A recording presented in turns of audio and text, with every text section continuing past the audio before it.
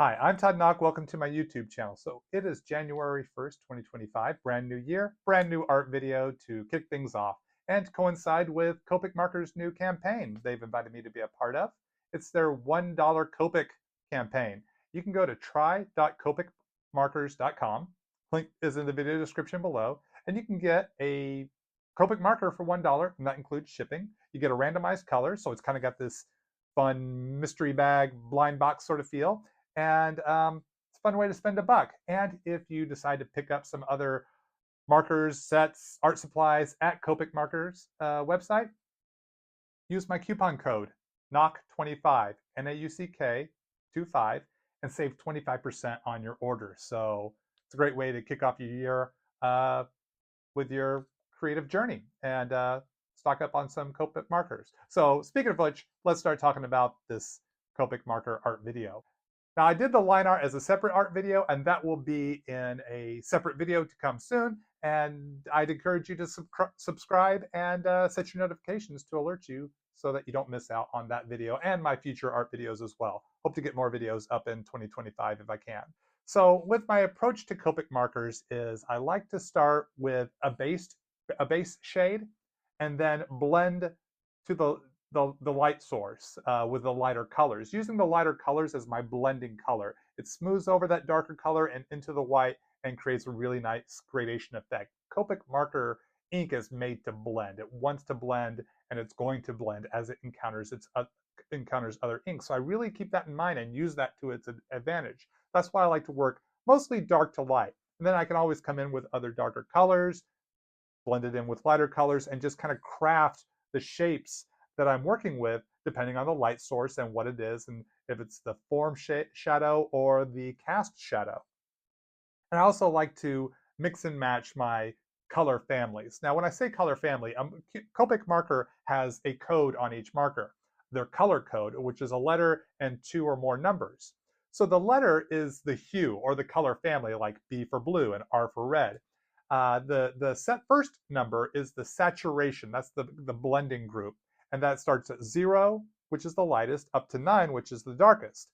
And then the second number, or second 2 numbers, 3 numbers, is the value intensity, like 000 for the lightest, and up to 9 being the darkest. So if you see like a B01, that's B for blue, 0 for the saturation, and then Y for the value or intensity. So I like to kind of mix it up, like I've done with the jacket. Started with a kind of a tan shades, then came in with more of a brown, like I used in his hair, to get his jacket to more of a brown, like in the comics and the cartoon. But I didn't want it to match his hair, so mixing these 2 different families of tans and browns created this third color, and I really like layering my colors in that way. Same thing with the pinks. I use different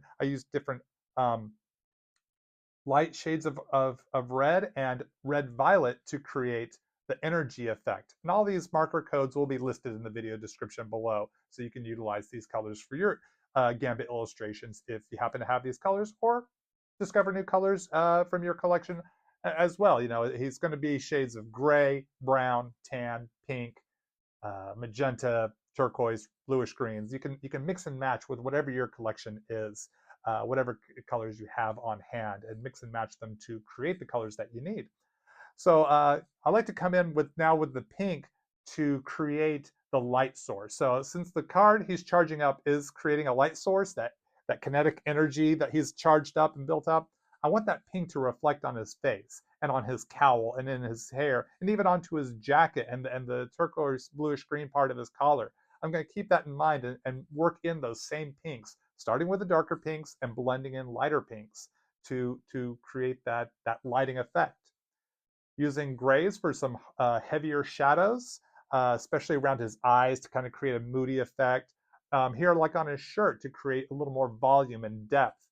The shadows being further away, the opposite side of wherever that light source might be hitting, to create the form, but also to create cast shadows. These are the things I'm going to be thinking of. And also just creating the environment for him. Doing my, what I like to call, chunky nebula, using the brush tip of like a black sketch marker to drop in some organic shapes, then going to a neutral gray, kind of lighter than the black, to blend that in over the black into the white. Then neutral 3 to create even more of a gradation. And so once I kind of got those really chunky shapes blotted in and blended together a bit, I can blend as much as I like. I don't like to blend too much with them because I'm going to come in with a color. I'm going to come in with those similar shades I use of pink that I used for his energy signature and cast lighting to blend from the black in towards that energy signature, towards the line art, to start to create some depth there. And utilizing different shades of pink for that background to kind of mix it up and let that pink of his energy really pop from the card. And then using the similar bluish green of his collar, I'm going to use that on the opposite side of the pink lighting to create a little depth and variation. And coming in and I like to layer in the colors. I can always add more color to pump up the vibrancy a little bit more. I can use like the skin tones I used for his face, use that to blend into the pinks more. I can just kind of just get a feel for it as I go. What does it need? What do I think I can add to that? And I can always take it step by step, bit by bit, and layering in some of that light bluish green for on the opposite side for like a reflected lighting to give him a little more depth as well. I'm also taking advantage of the new Acrea water-based markers. These are very opaque paint markers to dot in some dark pink and light pink flecks around the energy signature of his playing card, and some white as well. Some white to really get those embers popping and glowing on his card and really add more texture. The Acrea marker was really great for adding details, these little kind of smaller details to an illustration, like dropping in some highlight into his eye and create a little sparky Cajun charm there in his eye. So that's pretty much it for this video. I want to say thanks so much for hanging out with me. I hope you had fun. Hopefully maybe you learned something. Don't forget to swing by try.copicmarkers.com. Take advantage of their $1 Copic marker offer. See what you get. And use my coupon code NAUCK25 to save 25% on anything else you purchase there at the Copic site. So happy New Year. I hope you have a great new year and a lot of fun on your creative journeys.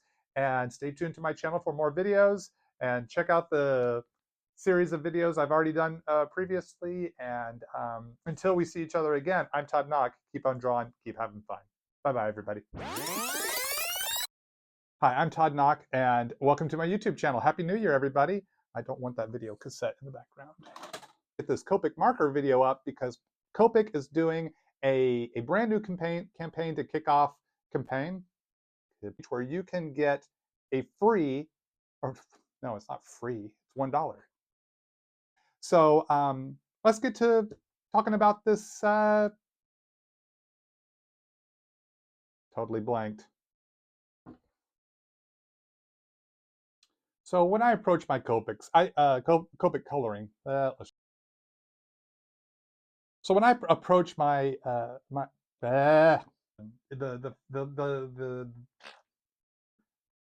this is too jumbly.